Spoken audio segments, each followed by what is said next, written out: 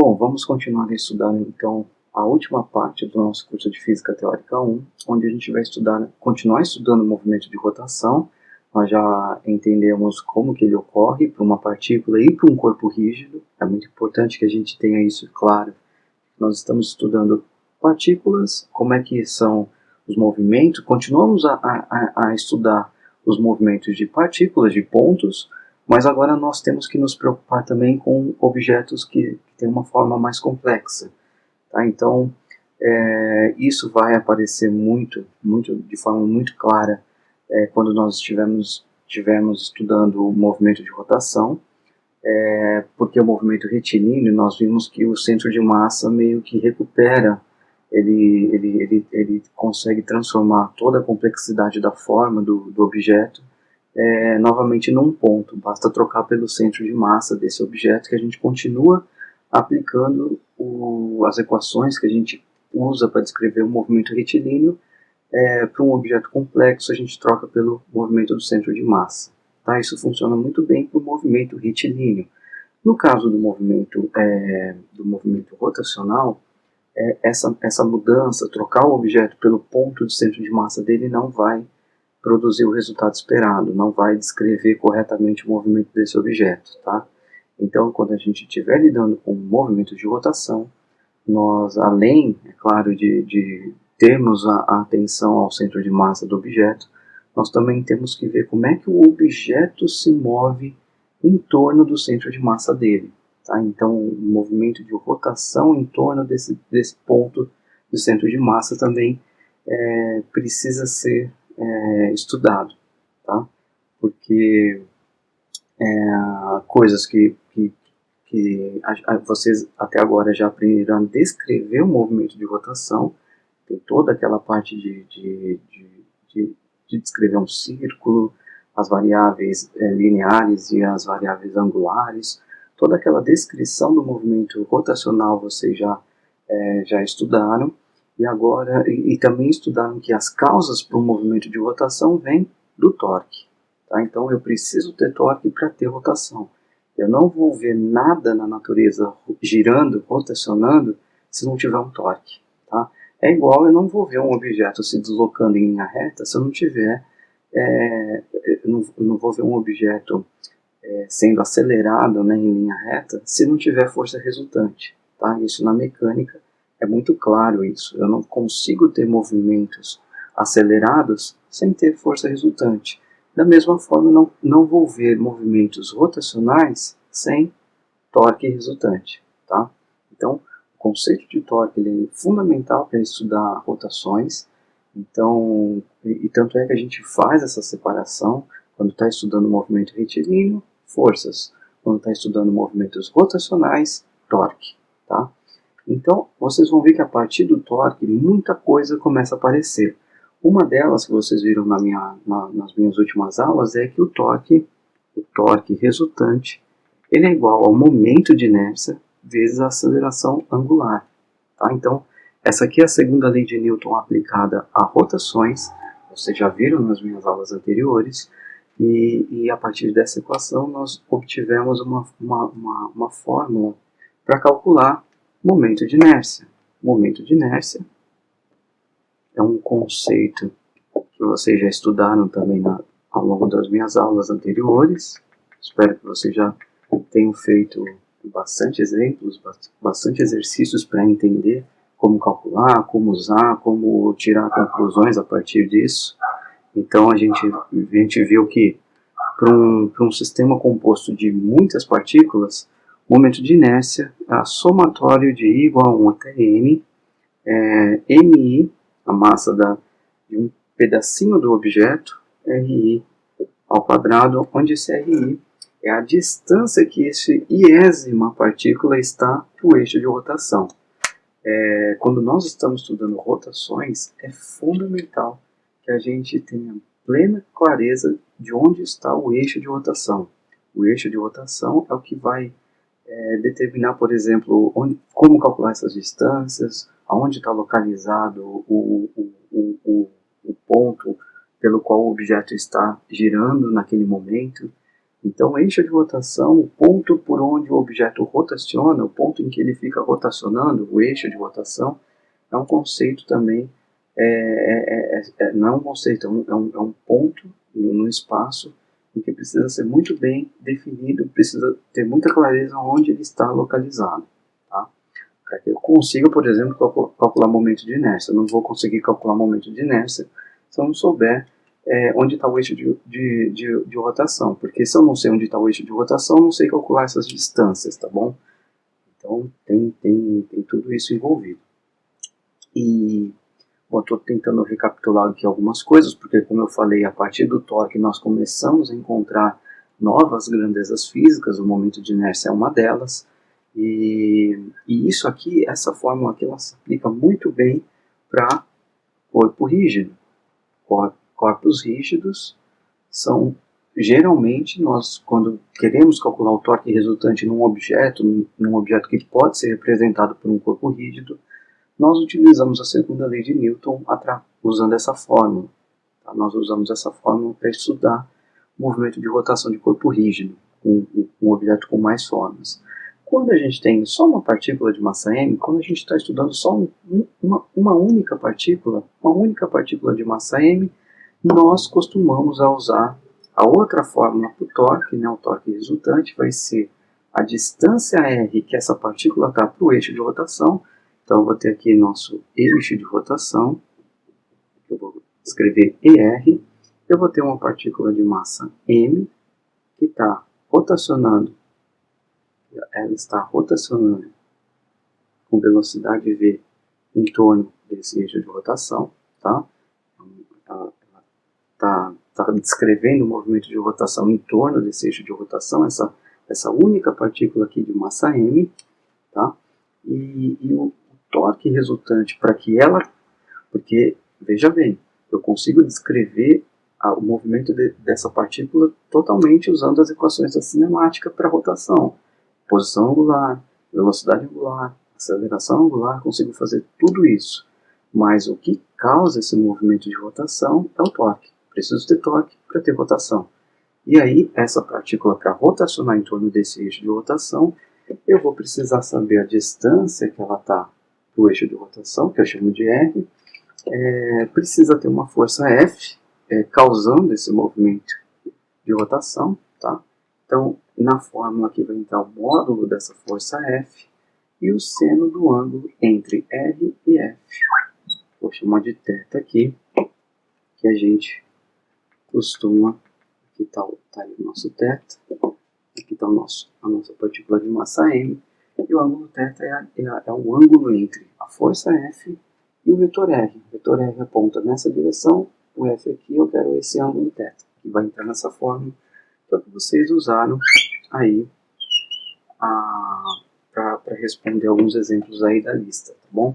Então, essa fórmula a gente costuma usar para partículas, e essa aqui é para corpos rígidos, tá? Por quê? Porque a gente sabe calcular a maioria dos momentos de inércia de um corpo rígido, que a gente usaria essa fórmula, só que numa apresentação, numa notação de integral, nós faríamos uma integral para encontrar o momento de inércia. Isso aí tem que usar um cálculo, mas é possível calcular, e essa fórmula se torna útil porque a gente tem uma quantidade enorme de partículas. Então, se fosse calcular o torque em cada uma das partículas que compõem o corpo rígido, essa fórmula ia ficar bem complicada para se calcular. Enquanto que essa aqui já não. O momento de inércia de um corpo rígido, geralmente a gente consegue calcular de forma relativamente fácil, e aí é só ver o alfa, a aceleração angular que ela está em torno do eixo de rotação, que a gente consegue obter o torque resultante nesse corpo rígido, tá? Então, basicamente, nós temos duas fórmulas para calcular o torque. Para corpo rígido, nós usamos essa, tá? Que também pode ser usado para partícula, tá? O momento de inércia de uma única partícula em torno do eixo de rotação, esse somatório vai de 1 até 1. Então, o momento de inércia por exemplo, nesse caso aqui, para essa partícula, o momento de inércia dessa partícula aqui é igual a massa R quadrado, tá? Então, é bem fácil calcular, tá bom? O momento de inércia aqui de uma única partícula, simplesmente a massa que ela está, a distância ao quadrado que ela está por eixo de rotação. Esse é o momento de inércia de uma única partícula, que eu boto aqui e vai ficar mr quadrado vezes alfa, que é o torque resultante, tá bom? Então, dá para fazer assim também, ou pode usar essa fórmula que está aqui em cima. Fiquem à vontade para estudarem do jeito que vocês quiserem, tá? Mas para corpo rígido só essa daqui. Então eu meio que concluo aqui essa parte de revisitar o torque, revisitar tudo que vocês já viram até agora, e eu vou iniciar uma nova construção para a segunda lei de Newton. Tá? Porque nós vimos que para colisões, nós vimos que para o movimento retilíneo, nós vimos que durante a colisão o momento linear se conserva, né? Isso é um resultado de que a força resultante se anula, né? Então a gente poderia ser levado ao mesmo pensamento. Quando nós temos um torque resultante nulo, será que isso significa alguma coisa? Porque no movimento retilíneo, a força resultante ser nula implica na conservação do momento linear. E no caso aqui do torque resultante, será que quando ele é nulo, quando o torque resultante for nulo, será que eu tenho a conservação de alguma coisa? Será que tem alguma grandeza física que é conservada? E a resposta é sim. Tá? Então, é aí que agora a gente vai discutir um pouco sobre o que é conservado quando o torque resultante é nulo, tá bom? Vou limpar um pouco aqui a minha tela, só um momento. Bom, então vamos trabalhar com essa fórmula aqui aplicada para uma partícula, tá? Eu vou trabalhar primeiro com uma partícula, depois eu vou estender isso para o corpo rígido, tá? Porque lembra que tem essas duas descrições, uma partícula e um monte de partícula, tá? Por enquanto eu vou começar no modo mais fácil, que é para olhar para a equação para uma partícula, eu uso essa fórmula que está aqui. Quando vocês forem fazer álgebra vetorial, ou acho que o próprio curso de GA, vocês já devem ter visto isso, essa expressão aqui, ela precisa ser olhada com um pouquinho mais de cuidado, porque o torque, como está escrito aqui, ele é o módulo do torque, tá? Eu disse para vocês que o sinal desse torque ele vai depender. Se eu escolher sentido anti-horário positivo, eu vejo se esse torque produzir um movimento de rotação no sentido anti-horário, isso aqui fica positivo. Se produzir um movimento no sentido horário, esse torque é negativo. Tá? Então essa é a convenção dos sinais para o torque, mas isso aqui a gente tem que olhar um pouquinho com mais calma. Olha só. O R é um vetor distância, é um vetor entre o eixo de rotação e onde a partícula está. Essa distância R aqui. É um vetor aqui, ó. Vou escrever usando as setinhas aqui, representar como essa seta. Esse é o vetor R. É um vetor R. A força F, ela é também um vetor. Eu represento por essa setinha aí, tá? Então nós temos aqui na equação do torque dois vetores e o seno entre esses dois vetores. No curso de GA, vocês vão aprender que o módulo de um produto vetorial é representado exatamente assim. O módulo do primeiro vetor, o módulo do segundo vetor e o seno entre eles. Vocês vão ver no curso de GA uma coisa assim, ó. A, produto vetorial B, é igual a B seno de θ. Só que o produto vetorial ele produz um novo vetor. Então isso aqui é escrito assim, ó, o módulo do produto vetorial entre A e B vai ser A vezes B seno de θ. Tá? A vezes B, né, o A vezes B, ele produz um novo vetor C. Tá? O produto vetorial produz um novo vetor, que seria esse C. O módulo desse C eu escrevi aqui em cima, tá? E aí, dá para traçar um paralelo aqui, dá para traçar o seguinte paralelo.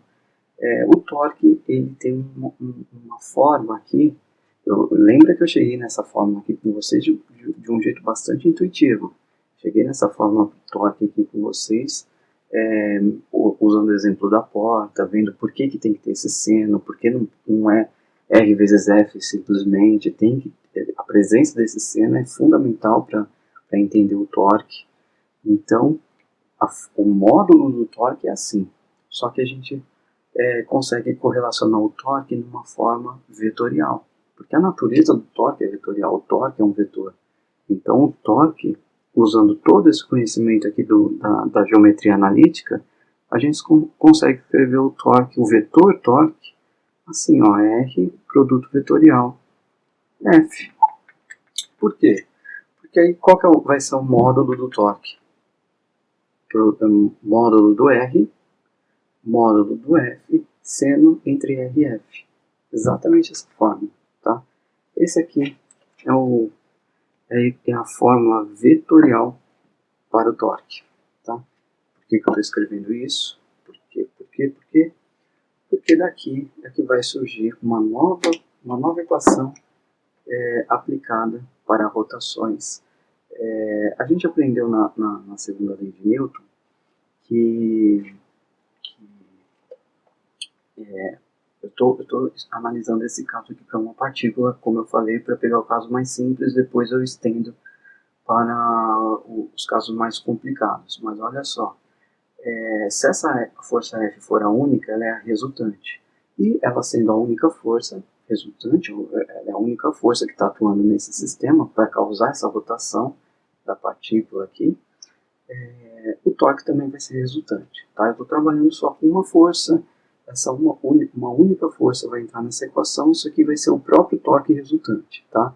Então eu também consigo escrever que a gente aprendeu que força resultante é derivada do momento linear no tempo. Então eu consigo escrever também o torque assim, ó, torque, produto vetorial entre derivada no tempo do momento linear. Tá? Isso aqui é F também. Segunda lei de Newton, derivada do momento linear no tempo é força resultante. Tá? Então, essa derivada aqui eu consigo tirar ela para fora do produto vetorial. Então, eu consigo escrever isso aqui assim também.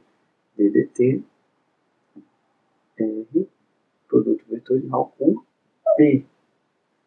Então, a partir dessa fórmula aqui, nós construímos uma nova grandeza física. Essa nova grandeza física vai ser o que está aqui dentro desse parênteses.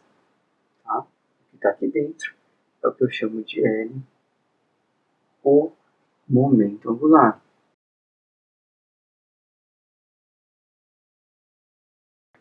O momento angular, o que eu chamo de momento angular, ele é definido como um vetor, tá? Produto vetorial entre R e P, tá bom? Esse aqui é o nosso momento angular que a gente calcula para uma partícula, tá? Uma partícula de massa m, então massa m, essa partícula vai ter momento linear, porque ela tem massa, ela tem velocidade, ela vai ter momento linear. Eu faço produto vetorial com a distância que ela está para o eixo de rotação, eu tenho um momento angular, tá? E só para apagar aqui rapidinho, para escrever as unidades de medida, né, dessa nova grandeza física, sempre que eu defino uma nova grandeza física, é necessário que a gente defina também as unidades de medida dessa nova grandeza. Então a gente tem aqui que unidades do SI, o momento angular que a gente usa a letra L, tá? A letra L, momento angular, ela é a distância em metros. O momento linear é quilograma vezes a velocidade, então metro por segundo, então vai ter 1 metro quadrado por segundo. Tá? Isso aqui é metro, quilograma metro quadrado por segundo é uma das unidades usadas para momento angular, ou a gente também está acostumado a usar essa daqui, ó. Manipular um pouquinho aqui, ó, quilograma metro por segundo ao quadrado é newtons, né? Então a gente tem aqui, ó, se eu dividir por segundo e multiplicar por segundo, eu vou ter newton metro segundo. Só que newton vezes metro, né, força vezes distância, é joules. Então a gente também tem isso aqui é joules. Então a gente também consegue representar a unidade de medida no SI para o momento angular. Isso aqui é no SI, tá? No SI o momento angular também pode ser representado como joule vezes segundo, que também é muito comum utilizar essa unidade de medida aqui, tá? Embora tem que é comum usar assim, tá bom? Mas nos livros de mecânica que vocês vão ver, na maior parte dos casos a unidade de medida para momento angular é quilograma metro quadrado por segundo, tá bom? E vamos ver entender o que é essa nova grandeza física. Momento linear a gente tem uma ideia, né, de mais ou menos uma quantidade de movimento. O momento angular ele também está relacionado a uma quantidade de movimento, só que agora é uma quantidade de movimento angular. O quanto o objeto está rotacionando.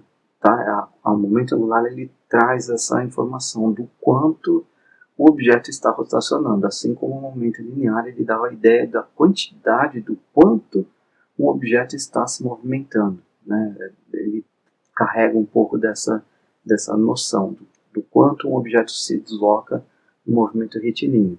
O momento angular é a mesma coisa, ele carrega essa informação do quanto um objeto está rotacionando em torno de um eixo de rotação, tá bom? Então tem esses paralelos, espero que eu tenha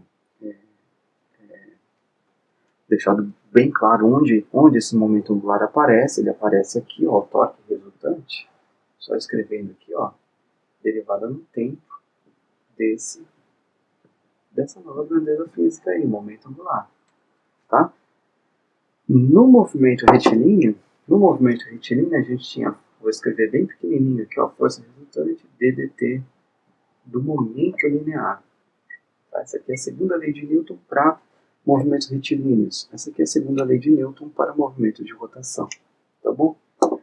E aí, onde que nós usamos essa equação aqui? A gente usou essa equação para usar a conservação do momento linear que acontecia em colisões. Aqui é a mesma coisa, tá, gente? Aqui, em colisões, também vai conservar o momento linear. Por quê? Porque as forças ali que vão ser produzidas vão ser de ação e reação. E essas forças vão produzir uma resultante nula e, consequentemente, se eu tenho um sistema onde não há forças, né, a resultante ela é nula, o torque também vai ser nulo. E o torque sendo nulo conserva momento angular e momento linear também, tá? Porque não tem força resultante, então não tem torque. Tá? Então, numa colisão, por exemplo, vai conservar momento linear e momento angular também. Tá? Só que até agora vocês vão estudar nessa conservação do momento angular, mas agora já tem como fazer isso, tá bom? Então, basicamente, vocês foram apresentados aí a como calcular o momento angular, usando essa fórmula. A gente usa essa fórmula para calcular o momento angular de uma partícula m em torno de um eixo de rotação e o corpo rígido, né? E o corpo rígido, como que eu calculo o momento angular de um corpo rígido? Lembra que esse carinha aqui, ele é a distância que a partícula está para o eixo de rotação? Aqui eu vou ter o mesmo problema, tá? Eu vou ter o mesmo problema porque eu teria que calcular a distância de cada átomo do corpo rígido para o eixo de rotação. Não vou fazer por aí, tá? Vou fazer um outro caminho, vou apagar um pouquinho aqui a minha tela e agora eu vou escrever o momento angular para um corpo rígido, porque para uma partícula é essa fórmula aqui. Para um corpo rígido, a gente vai ver na sequência. Bom, então para a partícula eu mantive aqui a fórmula que a gente usa para calcular o momento angular de uma partícula, que é esse produto vetorial que a gente já vai fazer alguns exemplos para deixar claro como que se calcula, mas para um corpo rígido, isso aqui então para um corpo rígido, lembra que o torque resultante, escrevendo aqui, ó, torque resultante para um corpo rígido, a gente usa a fórmula momento de inércia do corpo rígido vezes a aceleração angular que ele tem, em torno de um eixo de rotação. Tá? A aceleração angular eu também consigo escrever como sendo a derivada no tempo da, da velocidade angular. Então aqui você já vê direto, você já consegue ver claramente de onde surge a equação que a gente usa para calcular o momento angular de um corpo rígido. Né? O torque resultante, então essa derivada no tempo sai para fora, porque o momento de inércia de um corpo rígido em torno de um eixo de rotação é constante, né? Se mantendo fixo, né? O eixo de rotação, o momento de inércia é constante no tempo. Então eu consigo escrever também assim, e ômega. Olha aqui, a gente não acabou de ver que torque é resultante ddt derivada no tempo de alguma coisa, né? É igual a força resultante ser derivada no tempo do momento linear. Aqui eu tenho um torque resultante derivada do momento de I, o produto de I vezes ômega. Então aqui vai ser o L também, momento angular. De momento angular para um corpo rígido, a gente usa essa equação, tá bom? I vezes ômega. E, e aqui o que vai ser... aqui no curso de Física 1, a gente pode escrever assim, momento angular na forma vetorial dela vai estar relacionada à velocidade angular, que é o que é o do lado esquerdo eu tenho um vetor, do lado direito eu também tenho que ter um vetor, e o vetor é a velocidade angular, tá bom? Então isso aqui a gente usa para corpos rígidos, tá bom? Então, essa forma que a gente usa para calcular para momento angular para corpos rígidos, essa aqui para partículas, e aí a partir daqui é que a gente vai começar a estudar o momento angular, tá bom? Eu vou na próxima telinha, eu vou discutir um pouquinho com vocês sobre como calcular o momento angular dessas coisas, de alguns objetos, de alguns sistemas, e como resolver situações onde o momento angular ele é conservado, tá? O núcleo dessa aula, do tema dessa semana, é estudar situações onde o momento angular ele é conservado. E onde ele é conservado? Onde o torque resultante for nulo. Quando o torque resultante é nulo, eu tenho conservação do momento angular. E geralmente a gente obtém isso no curso de Física 1. Nós vamos estudar isso em colisões. Tá bom? Então, a parte teórica está aqui. Talvez ainda vou estudar um pouquinho, vou tentar explorar um pouquinho mais sobre a noção de um momento angular, a noção física sobre o momento angular. Vou tentar dar uma discutida com isso com vocês, e aí depois a gente parte para fazer exercícios, tá bom? Vamos fazer pelo menos uns 3 ou 4 exemplos para que tudo fique claro, tá bom? Sobre o momento angular, que é outra nova grandeza física extremamente importante. Ela, assim como o momento linear, ele continua sendo usado na mecânica quântica, o momento angular também. Tá? Os átomos possuem momento angular, as moléculas, enfim, para quem está fazendo química aí, enfim.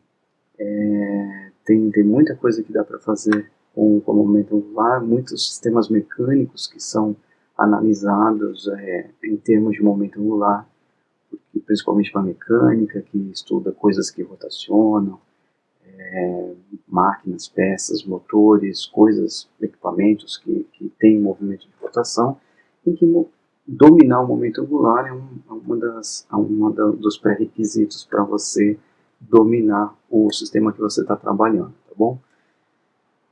Então, por enquanto, eu fico aqui. Na sequência, eu vou discutir um pouquinho mais sobre o momento angular e aí faço os exemplos, tá bom?